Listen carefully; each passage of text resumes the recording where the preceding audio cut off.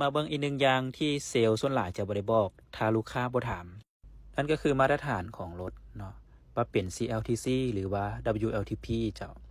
CLTC แม่นมาตรฐานของทางประเทศจีนส่วน WLTP แม่นมาตรฐานของ UN ที่ใช้กันทั่วโลกในตัวอย่างนี้จะเห็นว่าเวลาสลับกันตัวเลขจะห่างกันประมาณ 20% จากแบตเตอรี่ของรถ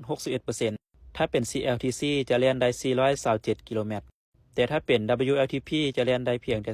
347 กิโลเมตรหรือสรุปได้ว่าต่างกันอยู่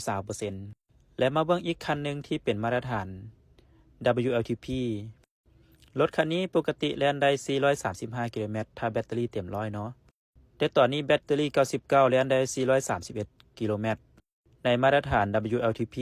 แต่ถ้าเปลี่ยนเป็นไดนามิกเนาะกิโลเมตรจะเพิ่มเป็น555 กิโลเมตร